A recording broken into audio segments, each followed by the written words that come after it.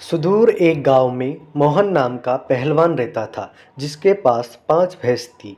दिन भर भैंसों की देखभाल करना और उनका दूध पीना ही मोहन की दिनचर्या थी। भैंसों का दूध पीते रहने के कारण वह काफ़ी बलवान हो गया था। मोहन अपने बचाव और सहारे के लिए एक लोहे की छड़ हमेशा अपने साथ रखता था।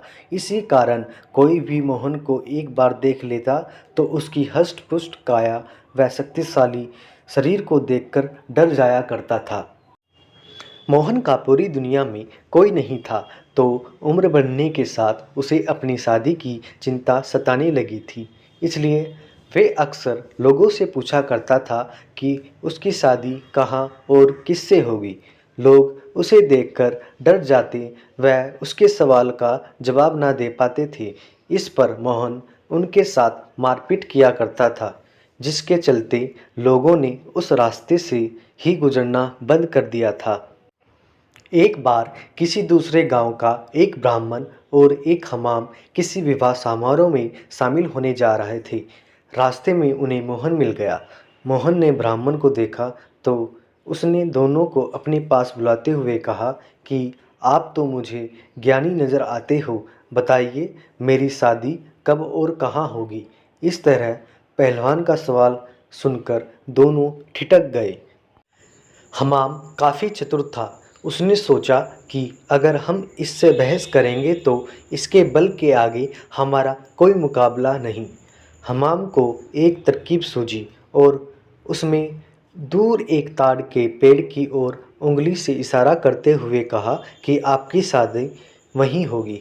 हमाम की बात सुनकर मोहन फूला नहीं समाया और प्रसन्न होकर उसने अपनी 5 भैंसों दोनों को दान में दे दी और ताड़ के पेड़ की दिशा में चल पड़ा। उस ताड़ के पेड़ के पास एक महिला अपने पति व एक बच्चे के साथ रहती थी।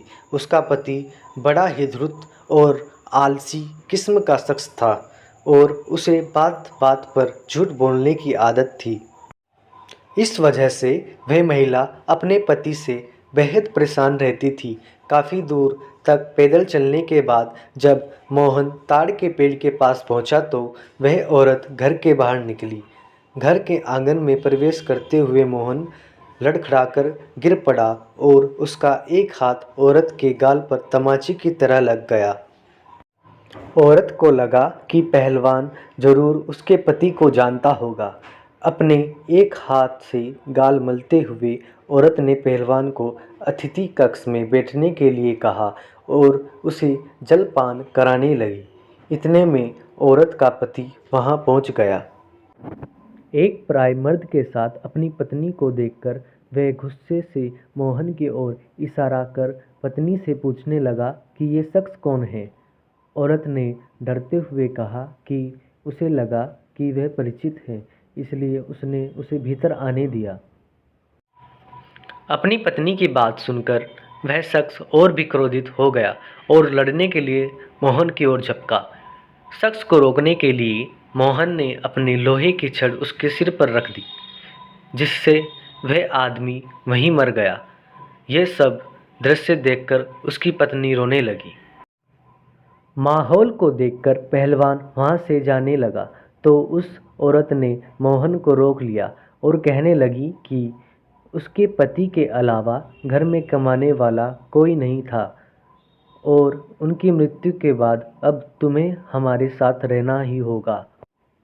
इसके बाद मोहन उस औरत के साथ उसी घर में रहने लगा। मोहन को भैंसों का दूध पीने के अलावा कोई काम नहीं आता था। ऐसे में कुछ दिन बाद जब घर का राशन खत्म होने लगा तो महिला ने उससे कहा कि वह बाहर जाकर कुछ काम करे लेकर आए या फिर राजा के पास जाकर खेती के लिए ज़मीन मांग ले, ताकि वह खेती कर अपना भरण पोषण कर सके।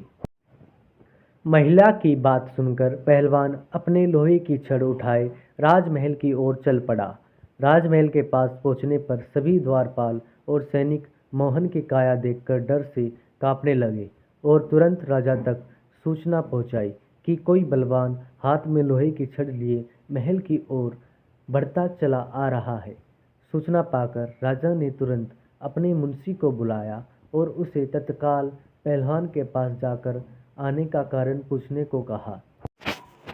पहलवान मुंशी को खेती के लिए जमीन मांगने की अपनी विनती बताता है। संदेश लेकर राजा के पास पहुंचने पर राजा पहलवान को ढेर सारी जमीन देने का आदेश देता है। मुंशी बहुत चतुर था, तो वह राजा द्वारा पहलवान को दी गई अधिकांश जमीन स्वयं के लिए रखकर मोहन को कब्रिस्तान के पास एक बंजर जमीन का छोटा सा टुकड़ा दे देता है, जिसे पाकर पहलवान खुशी खुशी वापस लौट जाता है। उस बंजर जमीन के पास एक बीच में एक पीपल का पेड़ होता है, जिस पर भूतों का बसेरा होता है। जमीन को फसल उगाने योग्य बनाने के लिए जब पहलवान जुताई शुरू करता है तो पेड़ के कारण उसे खेत जोतने में परेशानी आने लगती है।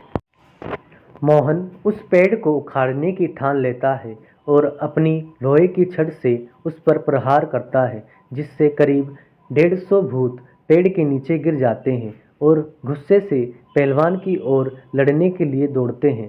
पहलवान अपनी छड़ से सभी भूतों के छक्के छुड़ा देता है।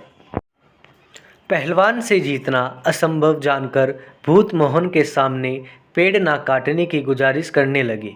भूतों ने कहा, यह हमारा घर है, हम कई साल से यहाँ रह रहे हैं, हमारे घर को मत उजाड़ो। भूतों ने इसके बदले खेतों में काम कर उपज मोहन के घर पहुँचाने का प्रस्ताव रखा।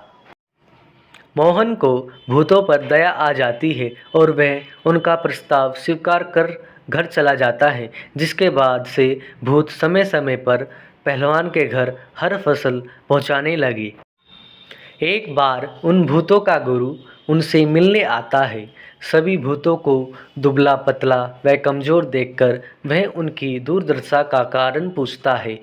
भूतों ने पूरा वार्तालाप सुनकर गुरु पहलवान को सबक सिखाने की ठानता है और उसके घर की ओर चल पड़ता है।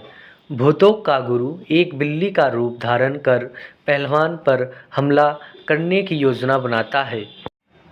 उस दिन पहलवान के घर में रोज एक बिल्ली रसोई में घुसकर सारा दूध पी जाती थी, जिससे वह काफ़ी परेशान था।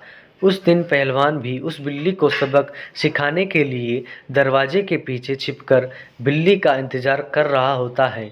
जैसे ही बिल्ली के रूप में भूतों का गुरु कमरे में प्रवेश करता है, पहलवान उस पर प्रहार कर देता है।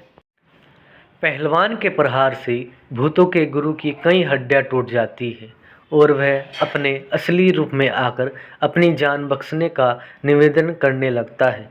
मोहन ने भूतों के गुरु को छोड़ने पर खुद के लिए सज़ा चुनने के लिए कहा। ऐसे में भूतों के गुरु ने कहा कि उसे बख्शने पर वह राशन की मात्रा 2 गुनी कर देगा। भूतों के गुरु की इस बात पर कुछ देर विचार करने के बाद पहलवान ने उसे छोड़ देता है। पहलवान के घर से निकलकर भूतों का गुरु सीधे अपने शिष्यों के पास जाता है। शिष्यों के पूछने पर वह उन्हें पूरा वार्तालाप बताता है और कहता है कि अब से पहलवान के घर भेजने वाले राशन की मात्रा 2 गुनी करनी होगी।